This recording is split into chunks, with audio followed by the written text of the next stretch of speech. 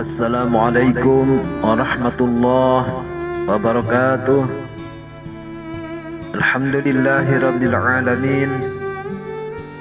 Kita bersyukur kehadirat Allah Subhanahu wa taala yang telah memberikan kesempatan kepada kita untuk menikmati bulan suci Ramadan tahun 1443 Hijriah.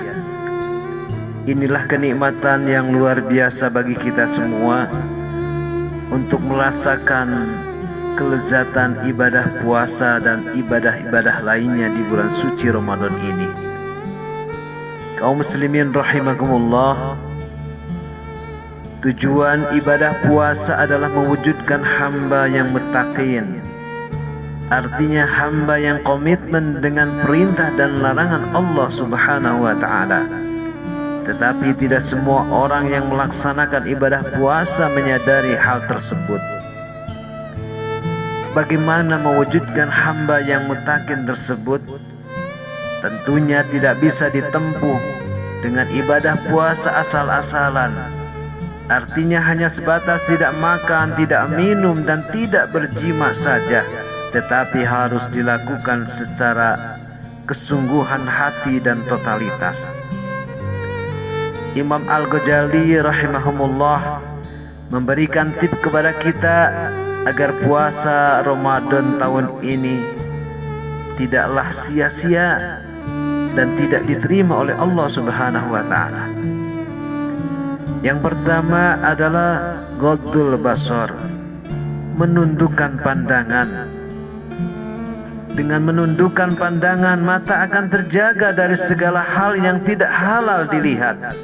Karena yang haram itu berpotensi melalaikan hati dari zikrullah, dari mengingat Allah Subhanahu wa taala.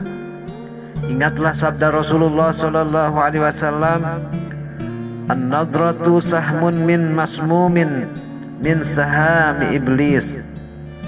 Pandangan adalah salah satu anak panah beracun di antara anak panahnya iblis. Hadis riwayat Al-Hakim.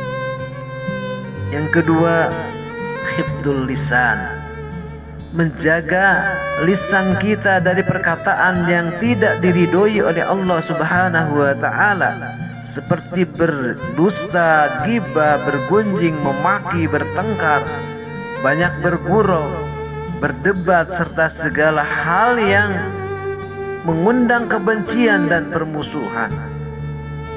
Maka oleh karena itu kita harus berusaha mengendalikan lisan kita, mempuasakan mulut kita, karena diam dan lebih utama bila lisan kita disibukkan dengan zikrullah serta tilawah Al-Quran. Rasulullah sallallahu alaihi wasallam bersabda, sesungguhnya puasa adalah perisai. Apabila salah seorang di antara kamu berpuasa, maka janganlah berkata kotor dan jangan bertindak bodoh. Jika ada seorang yang menyerang atau mencaci makimu, katakanlah, inni shaimun, sesungguhnya aku sedang berpuasa. Yang ketiga adalah kapus samai, menjaga telinga dari perkataan dan pembicaraan yang dibenci oleh Allah Subhanahu wa taala. Karena setiap yang haram diucapkan, maka haram pula didengarkan. Untuk apa? Agar kita benar-benar bisa menjaga kebaikan bulan Ramadan ini dan kita bisa meraih berbagai pahala dan kemuliaan. Salah satunya adalah dengan menjaga telinga agar tidak terjerumus kepada hal-hal yang dapat menimbulkan dosa dan merusak ibadah saum itu sendiri.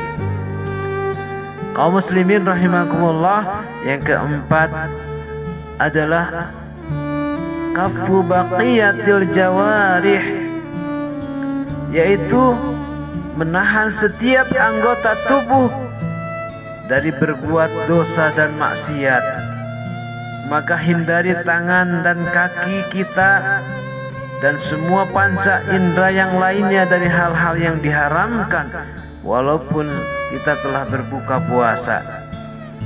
Tidak ada artinya sepanjang hari menahan diri dan makanan yang halal, namun setelah berbuka melakukan hal-hal yang dibenci atau bahkan diharamkan oleh Allah Subhanahu wa taala.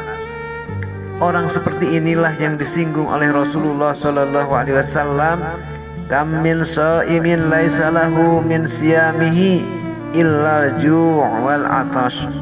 Betapa banyak orang yang berpuasa tetapi tidak mendapatkan dari puasanya itu kecuali lapar dan haus saja.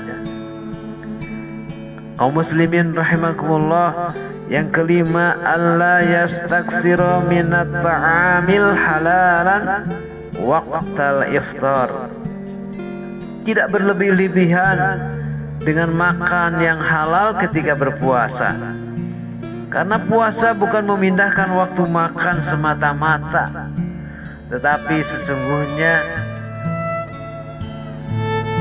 berpuasa itu adalah menahan diri agar kita tidak berlebih-lebihan ketika bermakan dan minum ketika berbuka.